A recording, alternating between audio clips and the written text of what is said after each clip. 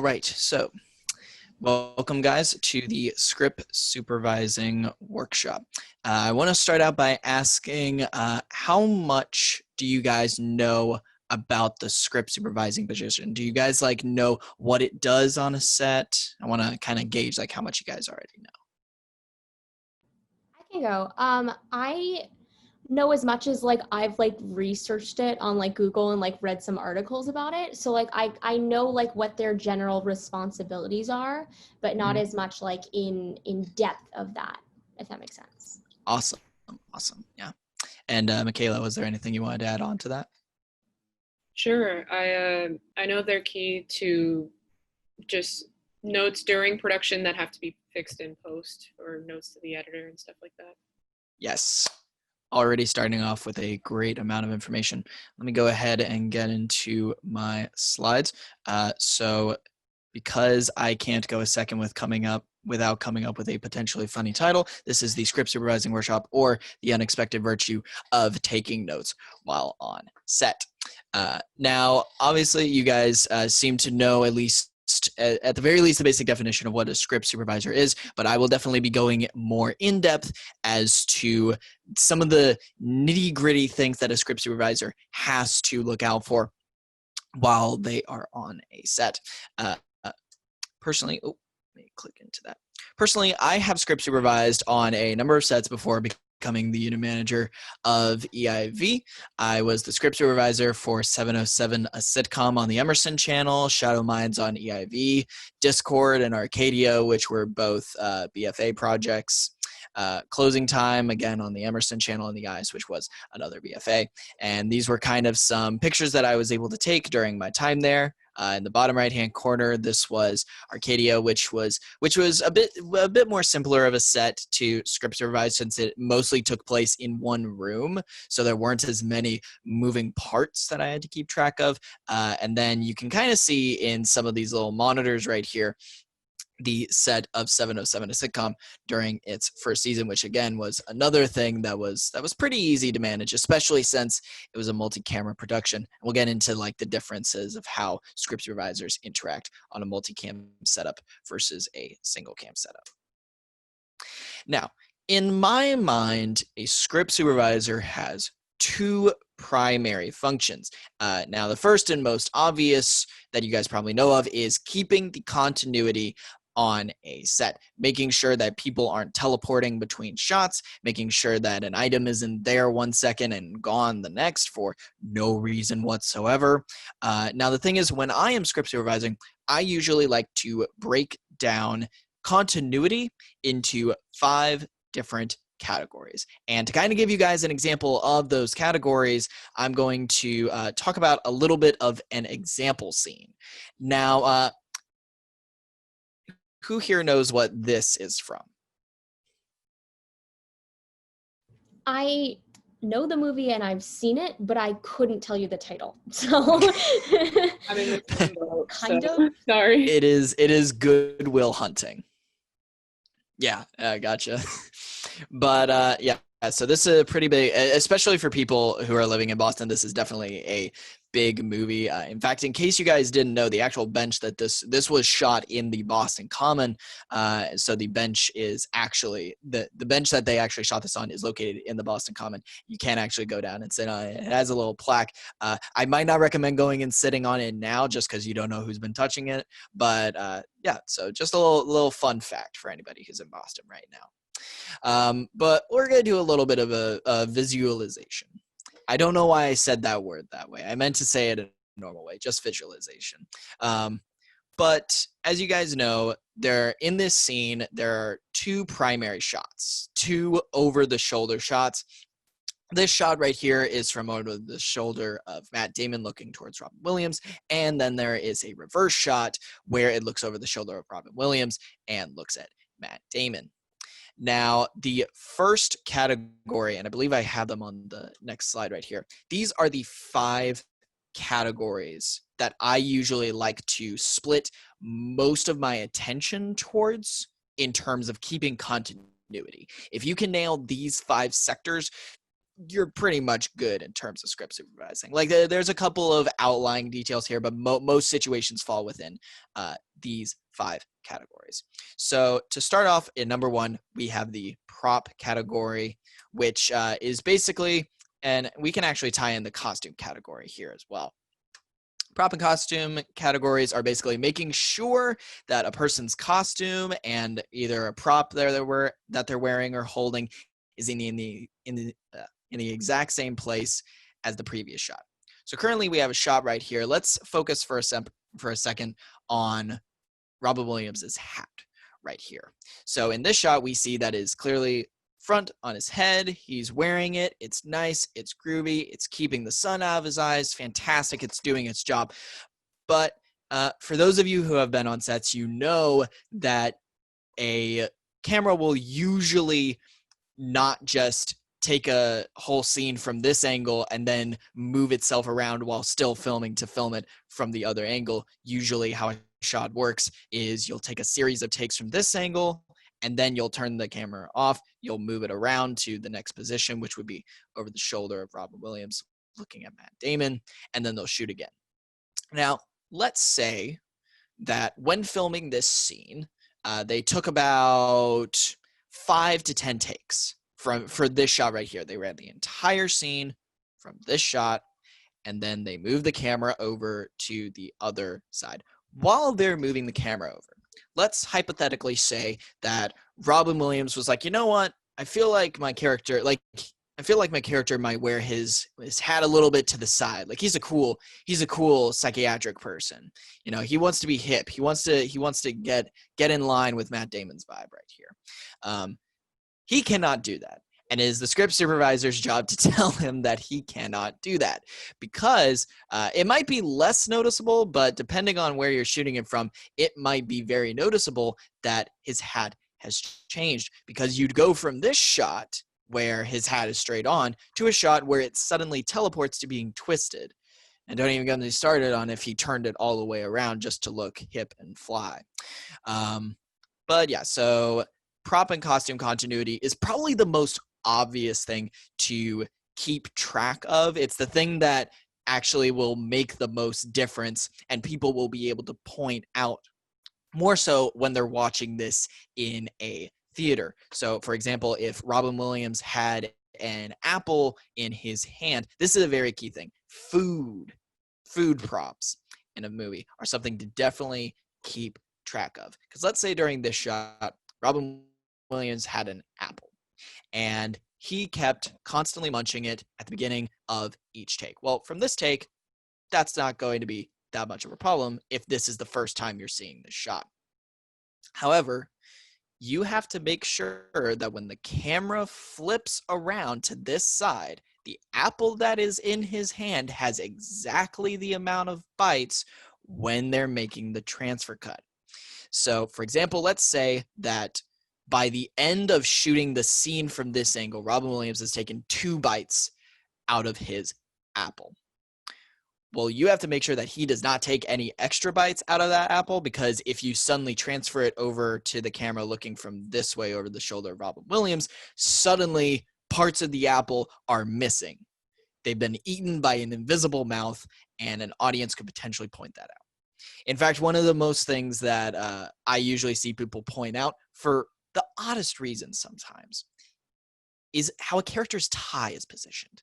This is a piece of costume continuity that I've heard several people point out, how in one shot the character's tie is straight on, nice and professional, and they cut to another shot and suddenly it's kind of like off or twisted to the side or a bit loose. Like, people can pick up on that.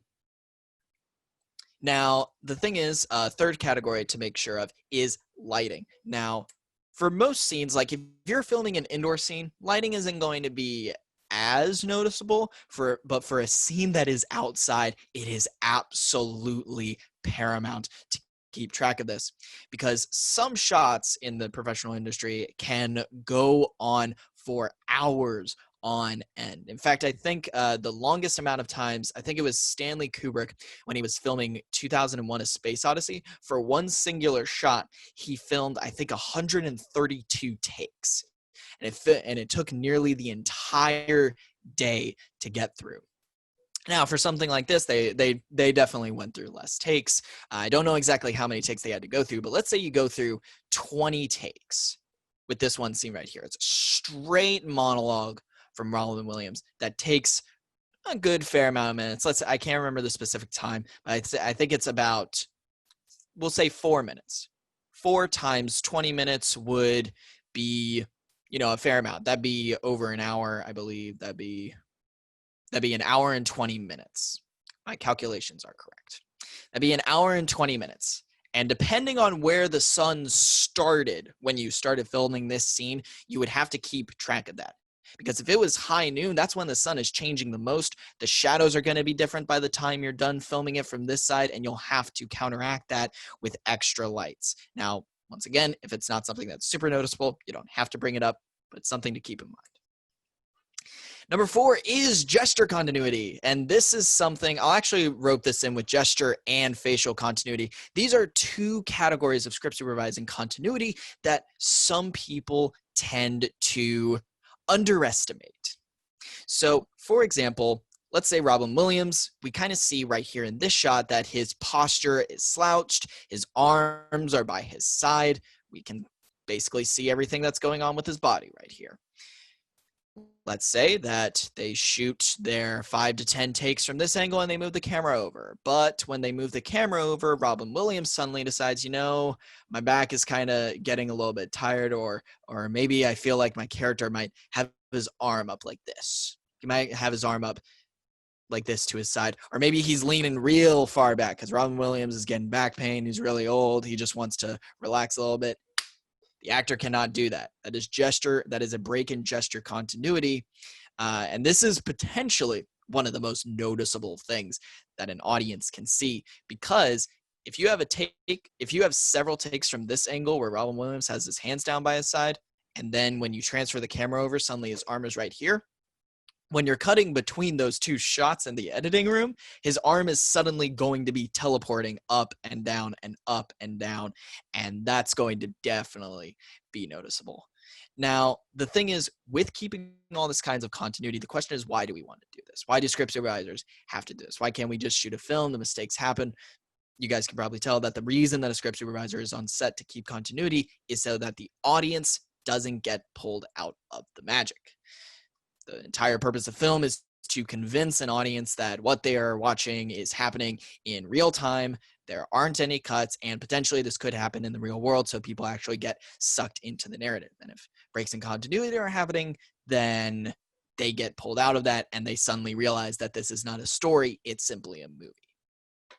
And then facial continuity is pretty much the same thing as gesture continuity. It's very nuanced. Facial continuity is only something that you should really pick up on if there are huge changes. So you can see that Robin Williams right here, face really grim, very monotone. If he suddenly decided to put on a very happy smiley face in between takes, that's gonna be a problem. So those are the 5 kinds of continuity. Yeah, Ruby, what's up? I have a question just regarding facial continuity, that situation. In that situation, would the script supervisor go up to the actor and be like, don't do that? Or would they just take notes of it to because you don't want to waste a take.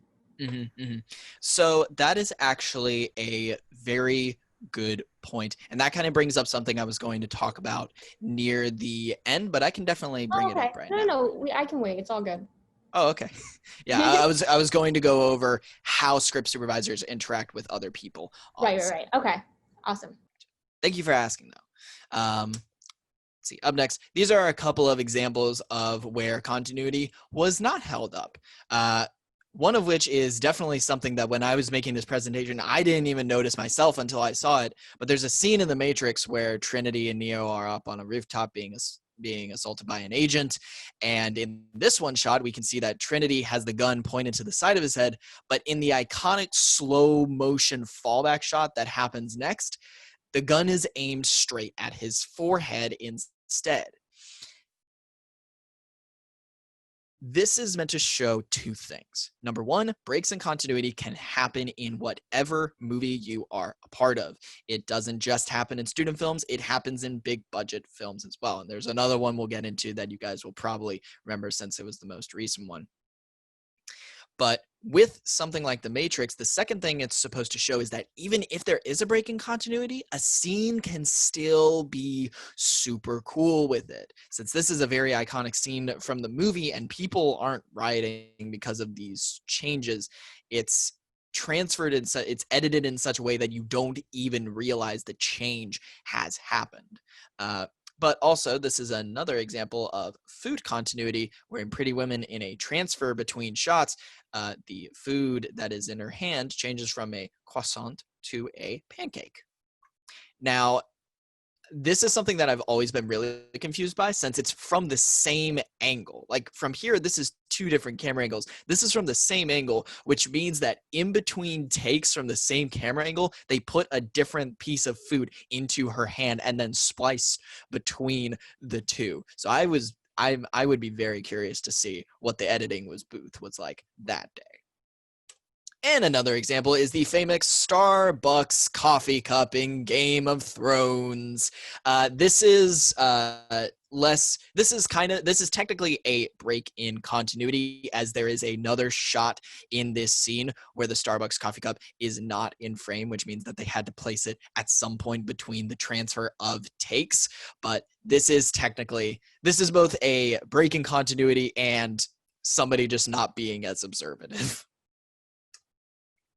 Now, here is a big rule about script supervising when you're looking out for continuity.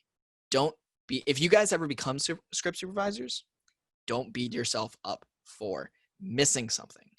Obviously, with all of these examples, these were super successful movies and films. Well, movies, films, and TV shows, except for this one during its final season. And obviously, they were still able to garner a lot of attention despite they had these changes in continuity. That doesn't mean that breaks in continuity, we shouldn't look for them. But if you end up missing something, that's no reason to beat yourself up. When I was first starting out as a script supervisor, I would sometimes beat myself up for when we would go into the editing booth and we'd see a break in continuity. The directors and producers were always awesome about it. They were like, it's okay, it's fine, we can try and cut around it. But I was kind of like, oh no, I missed a break in continuity. And then I just kept doing script supervising. I was like, if you keep focusing on the things that you've missed, then there is a greater potential that you will miss something in the future. Because if you're constantly thinking about the mistakes that you made, you won't be able to focus on the actual shot at hand, which means you can make more mistakes and then you just get into the spiral and it's not fun.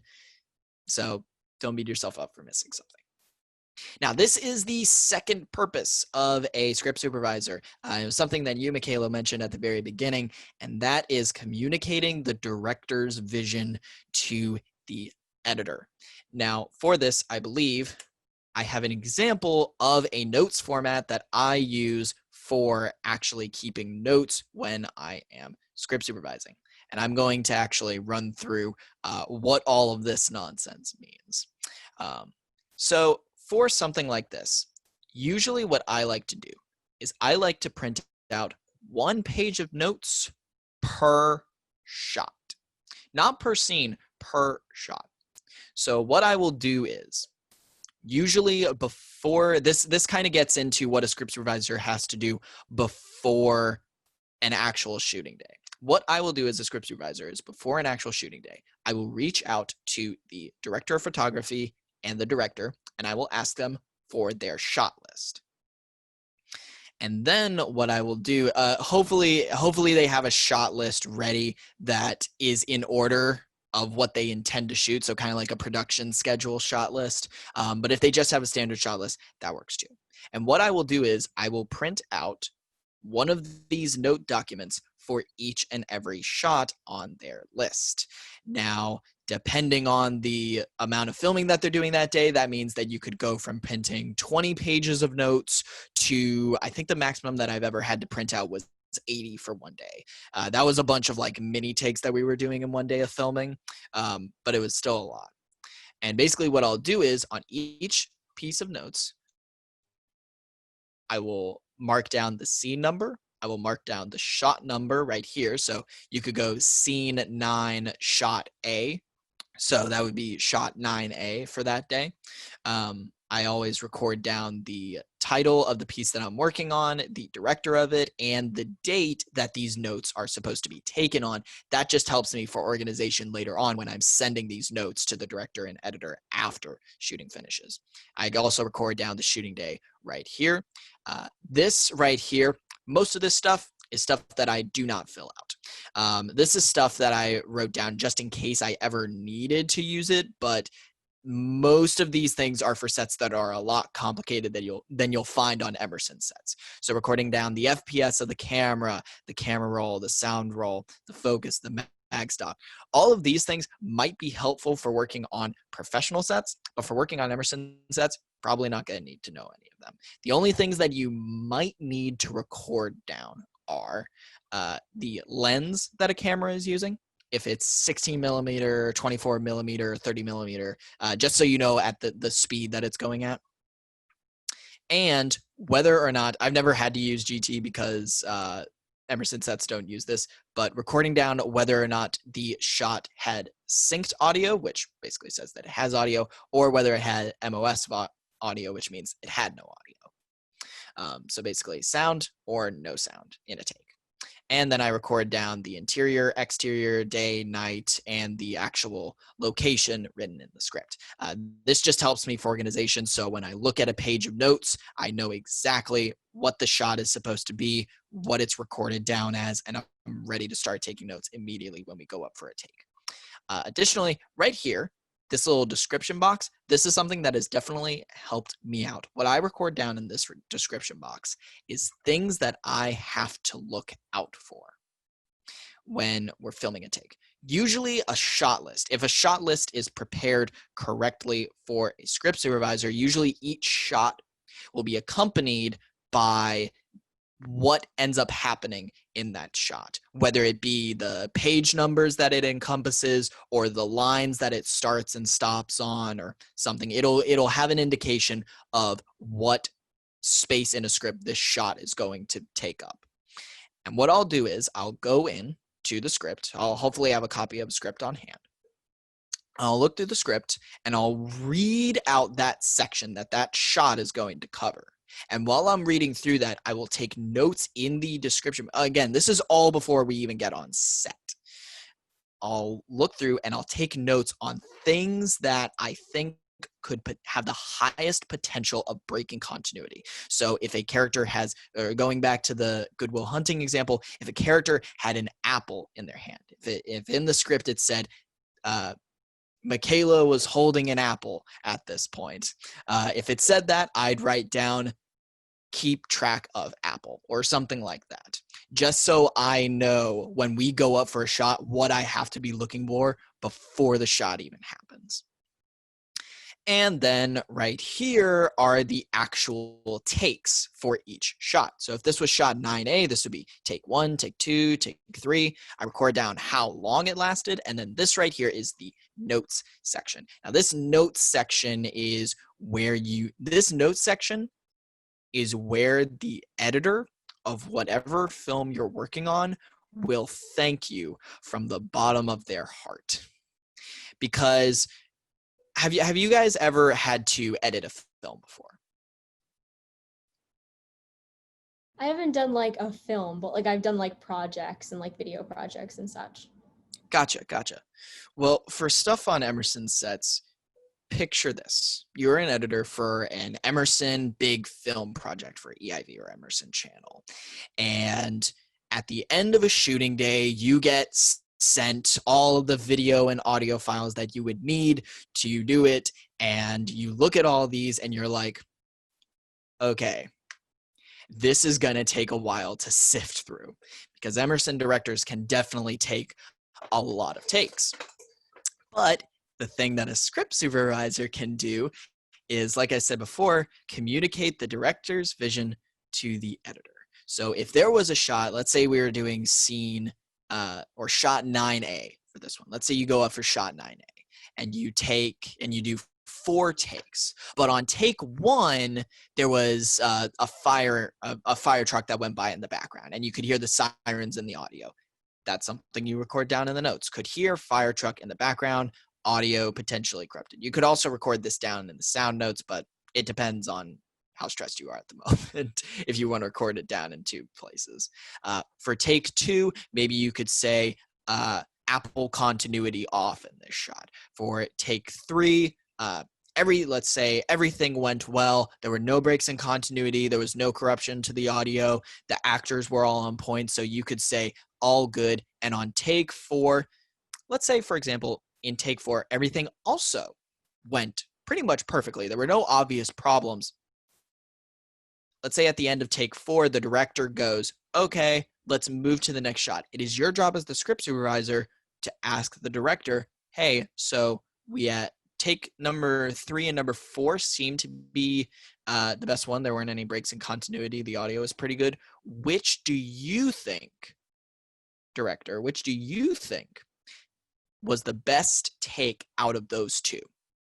And the director would usually answer you like, take 3. Let's go with take 3. So you record down take 3, best take. And then when the editor gets your notes at that final day of filming, they'll see every single audio and video file for all 4 of these takes. And they're like, oh man, I'm going to have to sit through all these. Oh, what's this? They pick up your notes and they go, take 3, best take.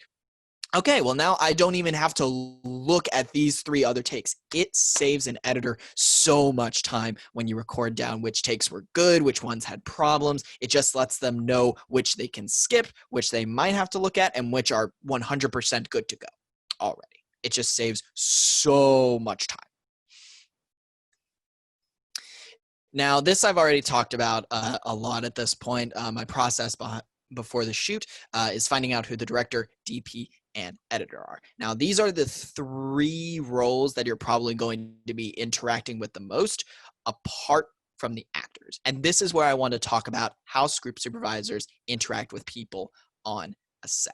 So most of the time, the script supervisor is always near the director. So if you have a video village, like you're filming from a distance or something like that, the script supervisor is supposed to be with the director, because the director is more often than not, there are always exceptions to this, but more often than not, the director is the person that the script supervisor will report problems to. So once you get done with a take, a script supervisor might tell the director, hey, Ruby over there took a bite of an apple, wasn't supposed to do that. That's a break in continuity. And then the director will usually be the one to bring it up. It's good to ask about that beforehand, though, because most of the time I work with directors who have said, bring problems up to me and I'll address it. But there have been 1 or 2 sets that I've script supervised for where the director was like, if there's a problem, bring it up with them. Like, you don't have to go through me. Sometimes you might also have to bring up issues with the DP, the director of photography. Usually the only times you'll have to do that is if you're unsure of whether or not a break in continuity happened in the frame. Because when I first started out script supervising, I would point out any and all breaks in continuity that I ever saw. But the thing is, if a break in continuity does not happen on frame, then it doesn't exist. So, for example, there might be a shot of people sitting. Actually, going back to the Good Will Hunting example, let's say, for example, in one over-the-shoulder shot, Robin Williams' legs were spread apart. And then in another shot, they were crisscrossed. You never really see his legs in frame, so that's fine unless it makes an obvious change in frame. Any of those outside breaks in continuity, you don't have to point out, regardless. And sometimes you might have to ask the director of photography, hey, did this get in frame? Depending on how a set is laid out, you might have to ask the director of photography, because I've worked with some DPs who are like, yeah, it's fine if you're right behind me looking at the little frame box at the top of the camera. And then there have been some direct DPs that have been like, yeah, I kind of prefer for only like assistant camera operators to be near the camera. If you want to ask me the question later, you can't. So it depends on the person you're working with, which is great, which is why it's good to get to know the director and DP before you go on set. So you actually know what they're most comfortable with. And then once you establish contact with these three people, it's also nice to get to know the editor, because sometimes the editor will have specific things that they want you to look out for. More often than not, they won't. They'll just be like, hey, any notes you can provide are great. But I have had 1 or 2 experiences where an editor was like, hey, can you take notes on this specific thing or something like that. After you make contact with them, figure out what they're comfortable with, you can acquire a shot list or a production schedule, or preferably both. And before you even get on set, make sure you have plenty of pencils, pens, and a pencil sharpener if possible, because on one of the first outings that I ever had as script supervisor, I showed up with 2 freshly sharpened pencils, did not have a pencil sharpener, and both of them broke before we were halfway done with the set. And I was like, okay, I gotta go find a pencil. Additionally, little tip, when you're deciding how many sheets of notes to print out before a set, record down how many you're going to need and then add 5 onto that. It's usually best to have 5 extra sheets of notes, because sometimes a director will sometimes add a shot during an actual shooting day. Like they'll just be like, oh, this is a really cool shot right here, I want to add this in. Or, ooh, maybe we could split this shot into 2 separate shots. And if you add those extra notes, you can be like, okay, let's do it. If you don't, then you'll have to do a weird thing where you record one set of notes on another set of notes, and it gets confusing and things like that. Yeah, Ruby, what's up? I forgot I was on mute. You're good. I just had a question about the notes. This is stupid because I know you've covered it. I guess I just didn't process it. Okay. You said to print out like that sheet per shot, right? Yeah. But then it says on the bottom, it has like all the different shots on the bottom. So those are takes. Yeah, those are takes. These are the takes okay. for each shot. So it's like it's good. like in like a storyboard, like each frame that we're doing without moving the camera, that needs one of these sheets. Yes. Okay. Thank you. Yeah. Of course. And Michaela, what's up? I had a question on just note-taking format. How would you change it for maybe TV, for example? So for TV, that is an excellent question. So if you're doing, are you when you say TV, do you mean single cam or multicam? Are you talking like sitcom TV or Multicam. multicam? Yeah. Okay, so this is where script supervising can get a little bit weird and interesting. So if you guys are on a multicam studio set for something, then the role of the script supervisor is much more heavily diminished, because if you sense a breaking, there probably won't be as many breaks in continuity.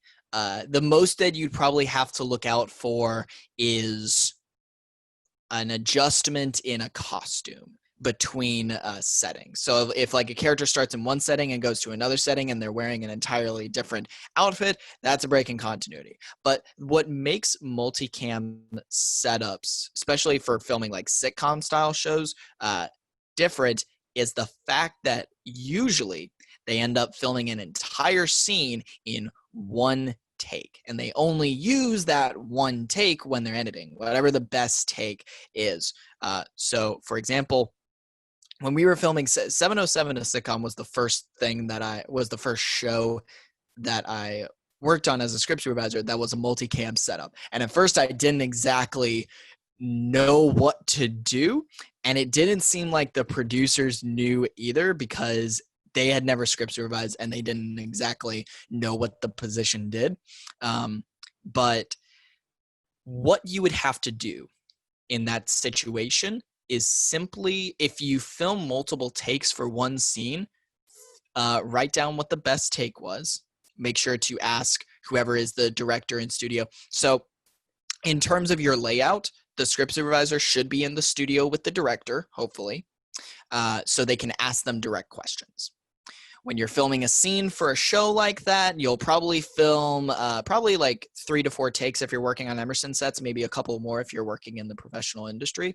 And then for each take, make sure to record down notes on if there was an issue popped up, like let's say a clothing rack suddenly fell down, or maybe one of the actors forgot their lines and they wanted to go again. Make sure to record those down in the notes for each take, just so the editor, when they're going through all the video files, doesn't have to sift through all that, questioning what's good and what's not. And then beyond that, your attention to continuity is a lot less when you're working on multicam setups. Since everything is shot in one take, it means that there's less of a chance that breaks in continuity would even happen, because breaks in continuity usually only happen when you have multiple takes in one scene, or not multiple takes, multiple camera angles in one scene. But with filming a multicam setup, it's all just continuous. You aren't stopping to move the camera somewhere else and shoot from a different angle. It's just all one take, all there. So you won't be focusing on continuity errors as much. Your primary focus in a multicam setup should be to focus on taking notes of any problems that happen during a take, as well as which take is the best take. If you notice any obvious breaks in continuity, so if like I said before, if a character leaves one scene wearing one costume and then enters another scene wearing a different costume, and the timeline of the episode is supposed to be they went from one location to another, then you can call that out. You can say, hey, this character wasn't wearing this costume in the previous scene that we shot. Is there like a reason for that? Always check to make sure if there is a reason, because on the off chance there's a small chance that breaks in continuity are purposeful. So bring up anything that you do see, but be expecting the editor, or not the editor, the director, to say something along the lines of, oh yeah, that's supposed to be a part of a joke that we're filming later on because they showed up in a different outfit, or something like that. I've encountered that a couple of times. It's very rare, but it can happen. But yeah, so the role of script supervisor in multicam is diminished, but you still want to take notes on any problems that happen on set. Awesome. All right, and then during the shoot, this is a key thing. A script supervisor is needed way before the first shot goes up. They need to be there when everybody else gets there for production design purposes. I actually have a slightly embarrassing story for this. When I was working on the film Arcadia, there came a time where I thought that I didn't have to be on. Everybody was getting on set at 9 a.m. and I thought that I didn't have to be there. So I ended up doing some other things up until about 10:30, at which point somebody showed up at my door and said, we need you here. The production design department is scared that they made a change in continuity or something like that. Because when the production design people are moving around the set, they could potentially make an error, and you need to be there to sign off on those changes to make sure that it won't be a change in continuity. When the director yells action, that is when you begin timing a shot.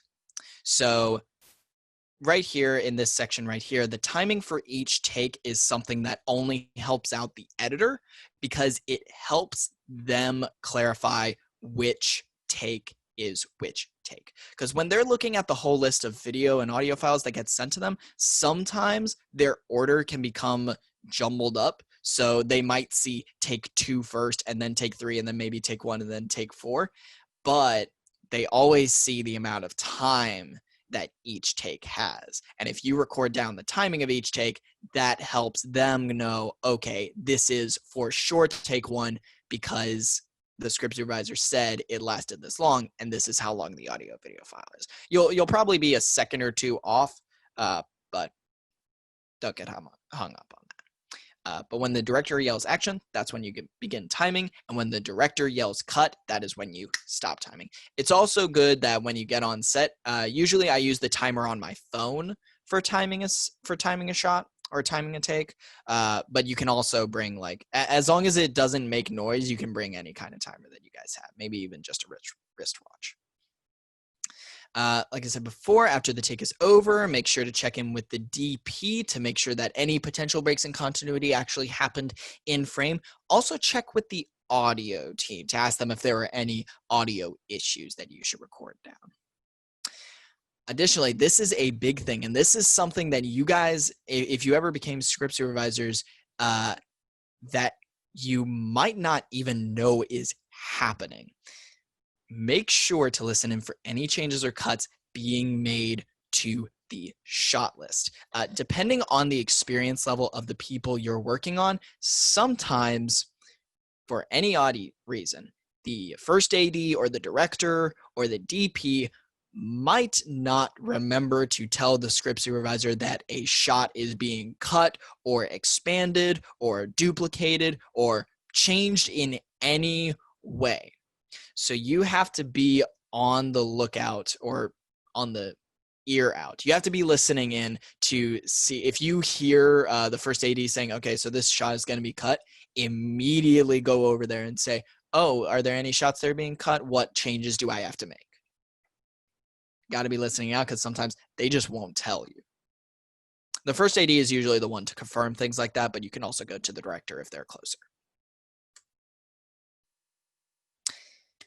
This is something that just has to do with focus. This is one of my biggest rules for being a script supervisor. When the director yells action, the only thing that exists is what is going on in frame. You need to have all of your attention directed towards the frame that is being shot, because a break in continuity can happen in a split second and be gone in the very next second. So you have to try to be as on point with that as possible. Don't be like stressed out about it. Don't be going, oh my gosh, I hope I don't miss anything. Like, that's not going to do anybody any favors. We do value our script supervisors' mental health. We don't want that going down the tube in sacrifice for good continuity in a film. But you do want to be purely focusing on the frame. And this is the last slide that I have. And this is probably the most bummer part of being a script supervisor.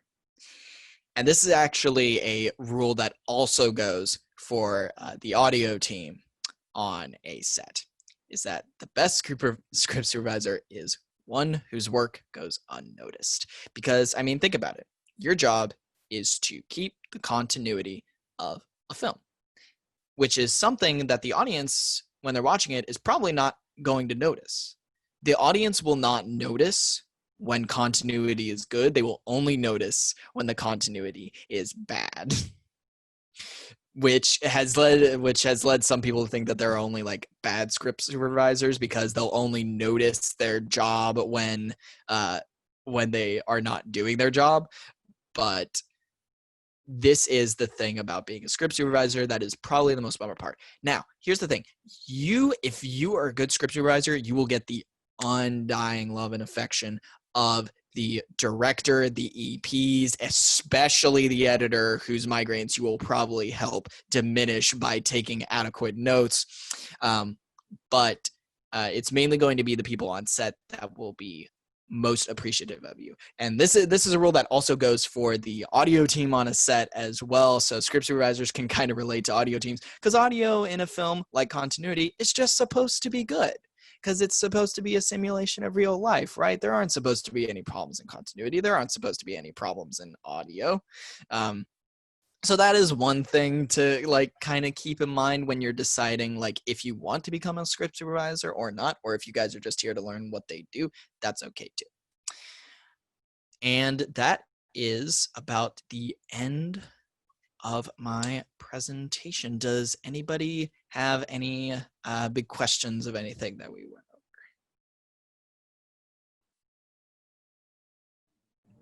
over? I mean, I'm just like, so I'm working as a script supervisor on a set for EIV.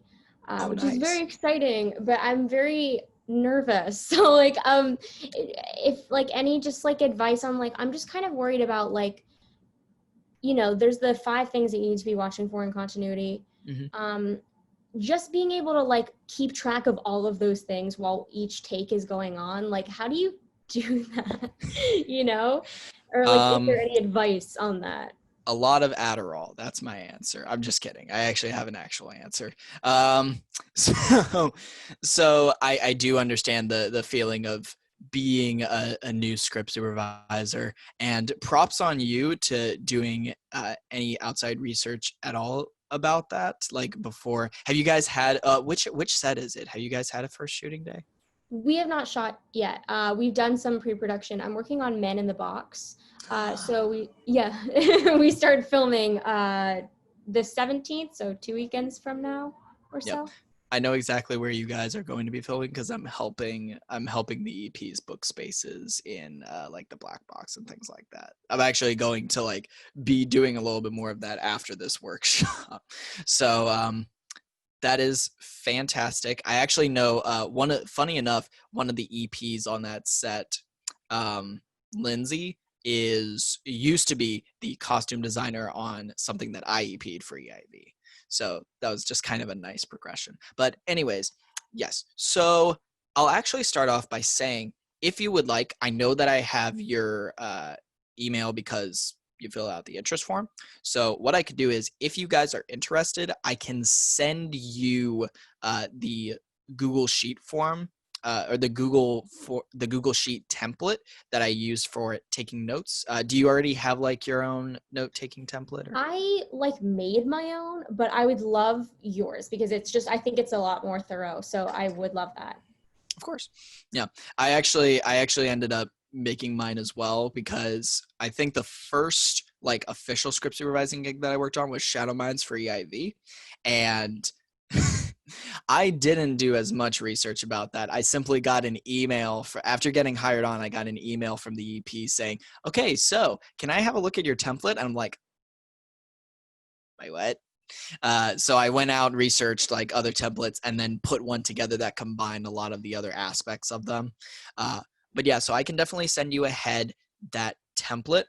Uh, so what I would recommend you doing is something that will save you some stress and effort in determining what you have to be looking for in a certain shot, is doing what I said before about, as soon as you can, get the shot list / the production schedule version of it. If you can get a version of the shot list that shows the order in which the shots are going to be filmed, that is amazing, because that means that you can have the note sheet for the very first shot on the very top, and as soon as you're done taking notes, you can flip it around to the back and you immediately have the next shot ready. You don't have to go digging through to find which shot is next.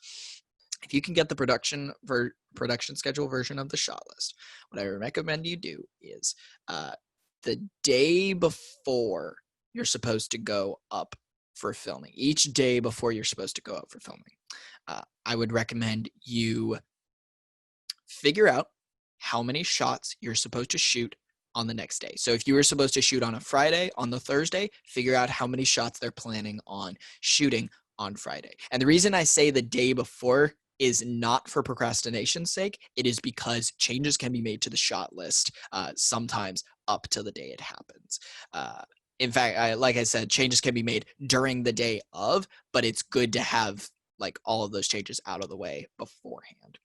So I'd recommend finding out how many shots you have to shoot, printing out a certain amount of pages equal to that amount plus 5, so you have a couple extra, then going through and filling out as much of the top half of the note document that you possibly can beforehand. So if I go back here.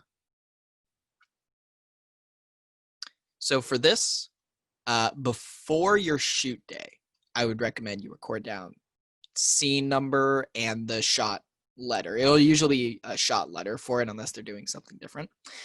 Recording down whether it's day or night for a certain shot, recording down if it's interior, exterior, filling out as much of this stuff as you can beforehand, as well as filling out what elements you think you'll need to be looking for in a script, will help you determine what you need to be looking for in a shot before it even happens.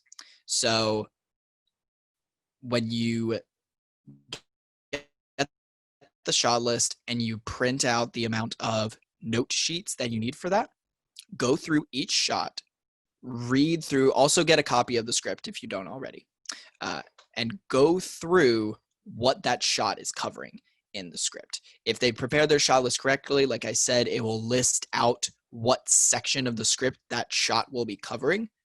Read through that section of the script for each shot and record down in this scene description box elements that you think you might have to pay attention to. So if you're reading through a shot description and it says in one of the action texts that one of the characters' costumes gets ripped, record that down as something to focus on when you're looking at the other shots. If it says that one character hands another a briefcase, make sure you record that down as well. So in the scene description, you might write down watch briefcase, or characters. I don't know why I'm trying to draw with my mouse, but characters' clothes get ripped. Focus on this, or something like that. Anything that makes a big change to something in the script in terms of the physical look of it. If a gigantic explosion goes off, record that down as something to focus on. So that'll help. By doing that, that'll help you narrow down where your attention needs to be before you even go for a first shot, which might help minimize some of the stress of going, okay, there's so many things I need to be paying attention to. If you go through the script before a shooting day, you already have a list of things in your mind to focus on. And like I said before, there are going to be things that you sometimes miss. Since you are a new script supervisor, I would say focus. If you're filming mostly indoors, which I think you guys are, then you can potentially cut the lighting category out altogether. Unless there's a major change in lighting, unless I have a purple light in my background right now. If I suddenly changed it to red, that'd be something, if we were filming it, to point out for a break in continuity. But if you're shooting mostly indoors, you could probably cut lighting out altogether. For the facial continuity, that's something that you can also cut out altogether. I'd say don't focus on facial continuity until you are fully comfortable pointing out costume and prop continuity. Those are going to be the things that are probably the most noticeable. So making sure that, let's say, so for example, the Good Will Hunting scene, let's say you were the script supervisor on that. If something started out in Robin Williams's right hand, like an apple, make sure to pay attention to that. If you read through the scene beforehand and it said that he had an apple, that's something that you could record down. Okay, here's a prop. Make sure to record down any props that are supposed to be in the scene, because those are things that you'll want to pay attention to, especially if they move between characters. So if Robin Williams at some point is supposed to hand Matt Damon an apple, you need to pay attention to that to make sure that handing off at the apple happens at the exact same time in the script for every single take. Because if it doesn't, then potentially the editor could get lost in it. So make sure, one of the key things that usually helps me is just making sure that if two different shots cover the same area in the script. So for in Good Will Hunting, those two over the shoulder shots, those cover the same area in the script. The actors are saying the exact same lines. It's just the camera is in a different place between shots. So one of the things that you can try and focus on to kind of make everything sound a bit more simpler is just go by the golden rule. Have the scene be the exact same way every time. As similar as possible. Because like I said, with facial continuity, that's probably going to be off at some places, but not in a way that will actually make the audience go, "Oh, how uncivilized." That's probably not going to happen. But if you make sure that the scene happens the exact same way every single time, then especially as a new script supervisor, that is something that can help make things a little bit more simpler going forward. So I'd say, yeah, so do those things beforehand. Draw up a list of things that you need to focus on in a shot before your actual shooting day. Try to primarily focus on costume and prop continuity. And if you can, gesture continuity, because sometimes that can get a bit off. But if you feel like that might be a little bit too overwhelming, take your time with it. I will also say EPs usually, in most circumstances, know your experience level.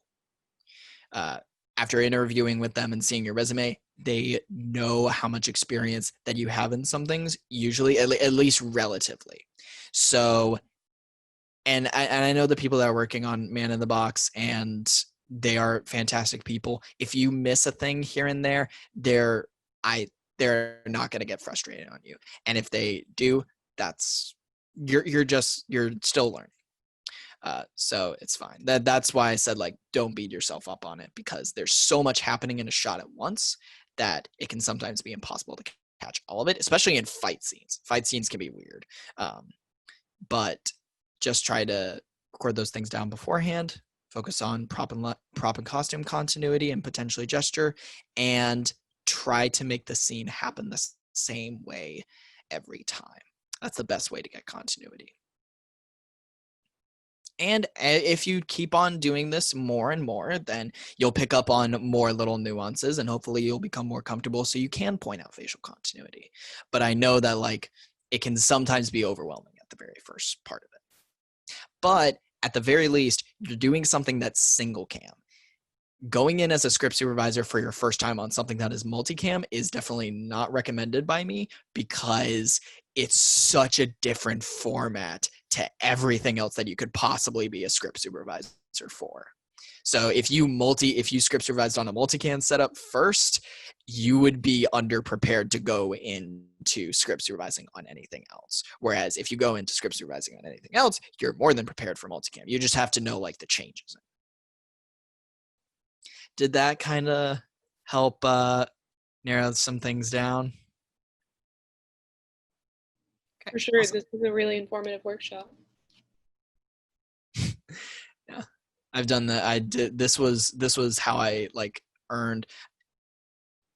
Do not underestimate the amount of connections that you can make when you're a script supervisor, because most of the people that I'm still working with today, I met on sets that I was script supervising for. Because think about it, as a script supervisor, you have direct access to both the director of photography, the editor, and usually the executive producers. Like, you are technically up there with the top dogs. It's just script supervisors don't get as much mention because, like I said before, the best script supervisor is one who goes unnoticed. This is why script supervisors aren't in the same league as directors or anything like that, despite the fact that they are usually in the same spot and focusing on the same scenes.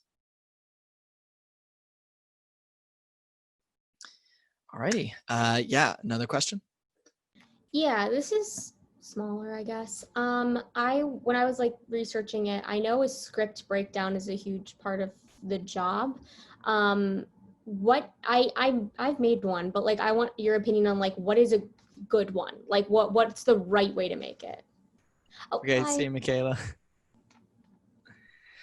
So when you say script breakdown, what do you mean by that? So I made, like, I don't know, this is, like, all stuff I got from the internet. So, Yeah. you know, not Okay. sure how credible it is, but basically, and the EPs were, like, asked for one. So I basically went through the script and, like, noted each scene, the people in the scene, the props in the scene, specific costumes, Okay. location, like, and I made, like, a big chart of it and sent it into them. Yes. So you're asking like, what was your question regarding that again? Like, Sorry. just what's the right way to do that? And like, what is that also, like, this kind of sounds stupid, but like, what is that used for? Is that used by like everyone? Like in Okay. filming? So I will say typically in the sets that I had to work on, Emerson, they did not require that much of a scene breakdown. I had to do one for one set. I wasn't quite sure what you were referring to because it's been so long since I've had to do one. Yeah. But from what I understand of what those are used for, that's used for primarily organizational purposes, and each role could use it for a different thing. So a director might use the scene breakdown to know which actors they have to have on set. And for people like the main actors, that's not hard, but if they have like a whole ensemble cast that has like a ton of characters, they need to keep track of who is where and where they are in the scene, and if they are in the scene, what timeline the scene is going through. People like the and it depends on who the EPs share the scene breakdown with, but the production team could potentially use it to keep track of what props and what set pieces they need in a set. Somebody like the director of photography could also know like what things they should focus on in frame or something like that. It depends on the role. Somebody like a script supervisor would, okay, so the scene descriptions that I showed you earlier are kind of like my own personal scene breakdown, where I record down the characters or props or actions that I think I need to focus on when we actually go up for a take. So in terms of the right way to do that, there is not one right way to do it, because every script supervisor does that differently. Sometimes they'll record it on an entirely different document. Sometimes they've got a template from it.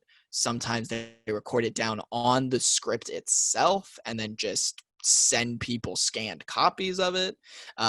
It depends on what you find to be the best way to organize it. So if somebody asked me personally for a scene breakdown, I would probably create a Google Sheet form that records down what, like you said, what characters, what props, what specific actions. It's good to ask the EPs. How should I phrase this? It's good to ask the EPs what they want to know from this, like who they're going to be sharing this with. So a very basic scene breakdown could record down the shot that's being shot, the characters that are in that shot, the period of time that shot is lasting for, so maybe like the starting line and the ending line, the props that are used, any specific costumes that they need. That would probably be the most basic scene breakdown, but if they need more information than that, then that'd have to be something that you'd have to reach out to them for.